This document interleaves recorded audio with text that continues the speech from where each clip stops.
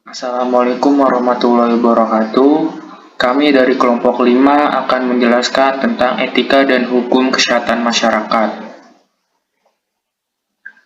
Kemudian ini adalah anggota kelompok 5. Yang pertama Muhammad Syafi'i Zamzami, yang kedua Mega Novianti, yang ketiga Muslimah Hasanah.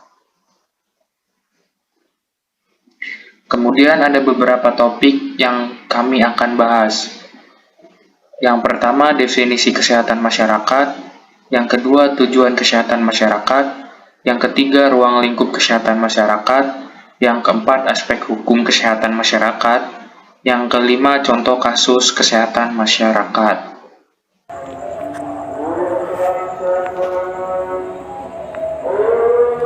Oke, yang pertama kita masuk ke definisi dari kesehatan masyarakat.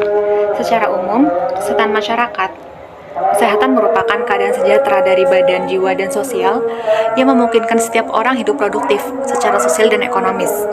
Sedangkan masyarakat adalah sekumpulan manusia yang saling bergaul atau saling berinteraksi. Menurut WHO, kesehatan masyarakat adalah suatu keadaan yang sempurna, baik secara fisik, mental, dan sosial, serta tidak hanya bebas dari penyakit atau kelemahan.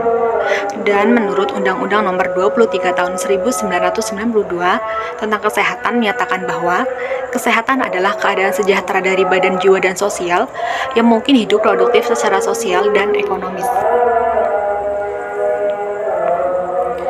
Selanjutnya kita bahas tentang tujuan dari kesehatan masyarakat.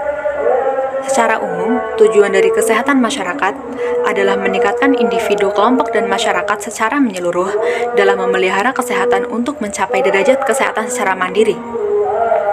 Sedangkan tujuan khusus dari kesehatan masyarakat yang pertama adalah untuk meningkatkan individu, keluarga, kelompok, dan masyarakat dalam pemahaman tentang sehat dan sakit.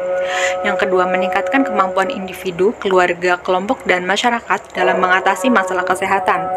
Dan yang ketiga adalah tertangani atau terlayani kelompok keluarga rawan, kelompok khusus, dan kasus yang memerlukan penanganan tindak lanjut dan pelayanan kesehatan. Baik, akan saya lanjutkan.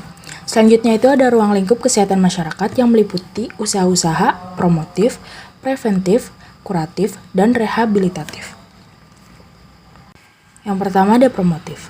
Promotif itu peningkatan kesehatan yang merupakan usaha yang ditujukan untuk meningkatkan kesehatan yang meliputi usaha-usaha, peningkatan gizi, pemeliharaan kesehatan perorangan, pemeliharaan kesehatan lingkungan, olahraga secara teratur, istirahat yang cukup, dan rekreasi, sehingga seseorang dapat mencapai tingkat kesehatan yang optimal. Yang kedua ada preventif atau pencegahan penyakit. Merupakan usaha yang ditujukan untuk mencegah terjadinya penyakit melalui usaha-usaha pemberian imunisasi pada bayi dan anak, pada ibu hamil, pemeriksaan kesehatan secara berkala untuk mendeteksi penyakit secara dini. Yang ketiga ada kuratif atau pengobatan. Pengobatan adalah usaha yang ditujukan terhadap orang sakit untuk dapat diobati secara tepat sehingga dalam waktu singkat dapat dipulihkan kesehatannya. Yang keempat ada rehabilitatif atau pemeliharaan kesehatan yang merupakan usaha yang ditujukan terhadap penderita yang baru pulih dari penyakitnya. Selanjutnya ada aspek hukum kesehatan masyarakat. Objek dari hukum kesehatan adalah pemeliharaan kesehatan, sedangkan objek dari hukum kedokteran adalah pelayanan kesehatan. Jadi, pelayanan kesehatan adalah bagian dari pemeliharaan kesehatan yang menjadi objek dari hukum kedokteran yang adalah hukum kesehatan individu. Seperti yang diketahui Undang-Undang Nomor 23 Tahun 1992 tentang kesehatan, telah lebih dari 10 tahun diundangkan terdapat 29 peraturan pelaksanaan yang harus dibentuk oleh pemerintah untuk dapat dipakai sebagai pedoman atau ukuran atau pegangan peraturan pemeliharaan atau pelayanan kesehatan sehingga pemeliharaan atau pelayanan kesehatan dapat diselenggarakan secara optimal. Selanjutnya akan dilanjutkan oleh pemateri berikutnya. Contoh kasus kesehatan masyarakat di Indonesia. Salah satu artikel penelitian pada Jurnal Kesehatan Komunitas, volume 1, nomor 4 adalah tentang telur parasit nematoda usus pada pemukiman kurang sehat di Kota Pekanbaru yang ditulis oleh Denai Wahyuni, Arniwita, Fajriani Putri, dan Erdinal.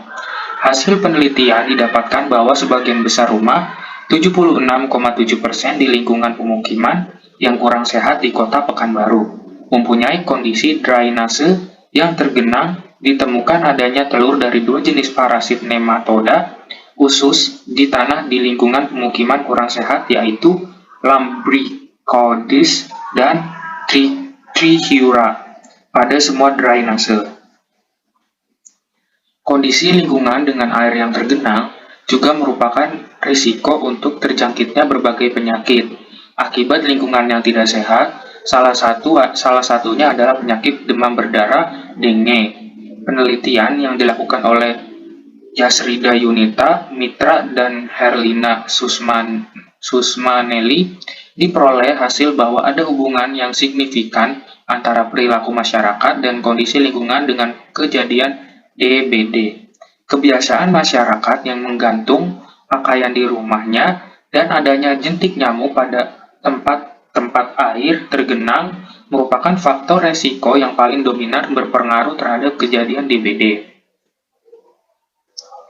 Masalah anemia pada anak sekolah juga masih menjadi masalah kesehatan masyarakat di Indonesia. Penelitian dilakukan oleh Sri Desvita yang mengatakan tema tentang prevalensi anemia pada anak sekolah, status gizi dan kebiasaan makan pagi pada murid SD didapatkan hasil bahwa prevalensi anemia pada murid SD adalah sebesar 34,2%, prevalensi gizi kurang sebesar 15,2%, dan masih banyak murid SD yang tidak bisa makan pagi. Mungkin sekian dari beberapa pembahasan dari kelompok 5, kurang lebihnya mohon maaf. Wallahu muwaffiq ila aqwamit thoriq. Wassalamualaikum warahmatullahi wabarakatuh.